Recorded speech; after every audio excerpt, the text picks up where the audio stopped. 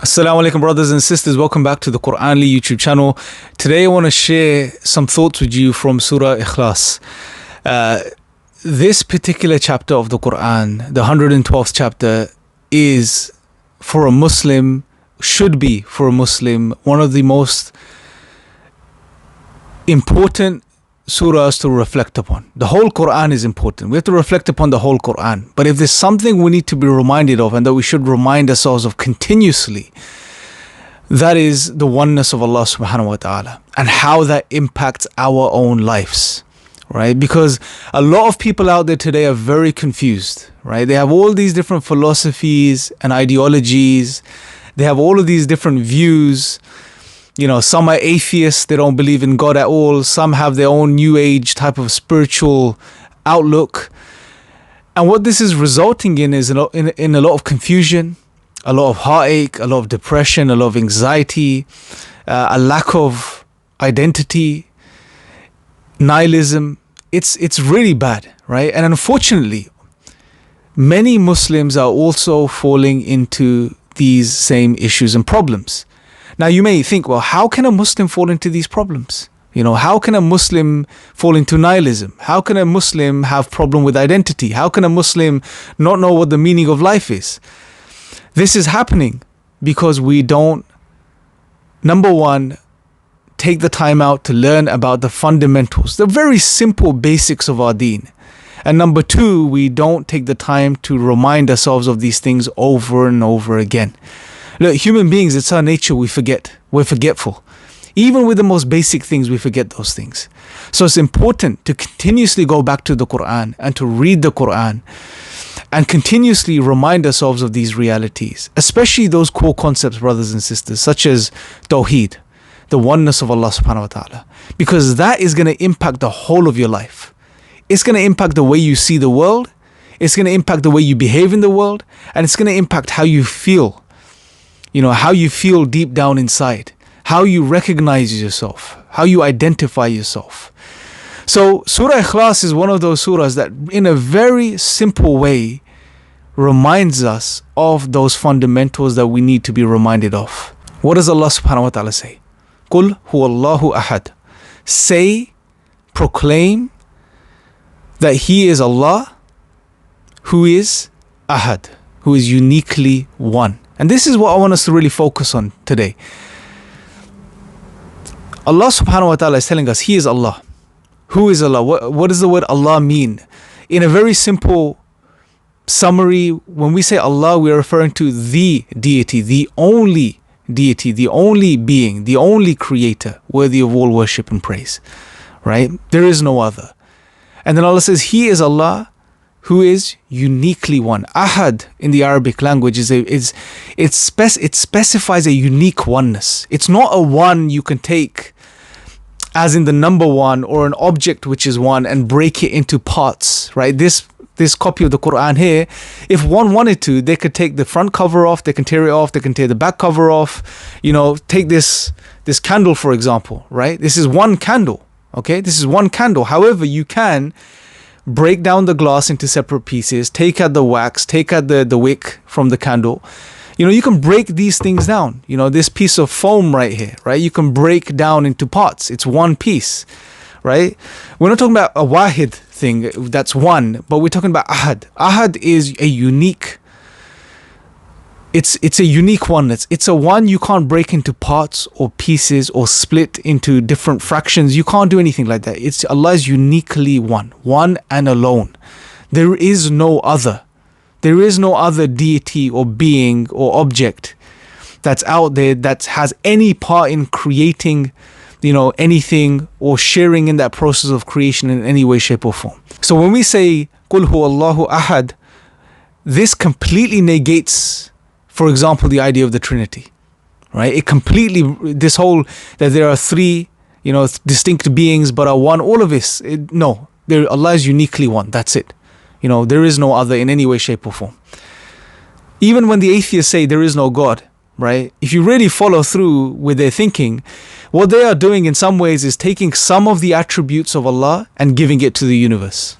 So for example, when they say the universe, if they say the universe created itself or the universe came from nothing, They are essentially giving the universe some of the attributes of God. Therefore, they too are splitting the power in some way, shape, or form.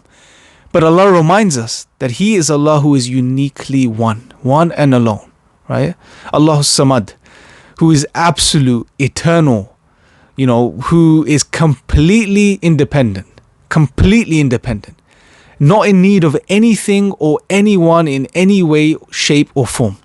Yet everything in existence, aside from Allah, that Allah has created, everything else is creation. It has a beginning, it has an end, and therefore it's completely dependent upon Allah subhanahu wa ta'ala. Every atom, every single shred, every single thing that exists. Then we go on in Surah Ikhlas or Allah says, Lam yalid wa lam yulad, that He doesn't give birth and He wasn't born. He is the eternal being, without beginning, without end. Wa lam yakul lahu kufuwan ahad, that there is no kufu, there is nothing with any likeness to Allah, any similarity. Nothing comes close. You cannot imagine Allah subhanahu wa ta'ala, because as soon as you try to do this, you are falling back on things you've experienced, and no matter how you take those bits and arrange them, that is not Allah. That image you have in your head is comprised of different things you've experienced in this created world. And Allah is unlike anything in this created world. There is no similitude.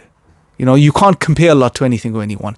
Now, having this clarity in regards to your Creator, knowing He is uniquely one, nothing like Him, all powerful, no beginning, no end, able to do all things, in control of all things, completely independent, and everything is dependent upon Him. You understand this, brothers and sisters. Now you think about how this is going to impact your life. How should this impact your life? How should it impact the way you live in this world? Who should you turn to? How simple does it make your life? You don't have to turn to 3 different gods or 4 different gods or 100 different gods, depending on what you need. You only turn to Allah, regardless of what you need. He is the one that provides. He is the one that can provide. He has total control and power. When something goes wrong in life, who should you turn to? Who has the power to change your situation? Who is allowing you to go through that situation, knowing that there is good in this for you? Who can give you the strength to deal with this, whatever you're going through, and get through to the other side? It's Allah. Who is going to, at the end of the day, ultimately enter us, inshallah, into Jannah? It's the mercy of Allah subhanahu wa ta'ala. It's not your good deeds. Those may become the means through which, Allah showers His mercy upon us. But it's not you. Allah is in control. Allah is in control of everything. Now that should shape the way you function in this world. Nothing should be impossible. You should be able to achieve whatever you want. If anything good you want to achieve in life, anything that you aspire towards, which you know is good, have no doubt. You may doubt your own abilities, but don't doubt the fact that Allah is in control. And if He wills, you can achieve what you want to achieve. And therefore turn to Allah, knowing what you want to achieve is good, and ask Him alone. Why should you live as a good human being? Live the ethical life. Because Allah created you.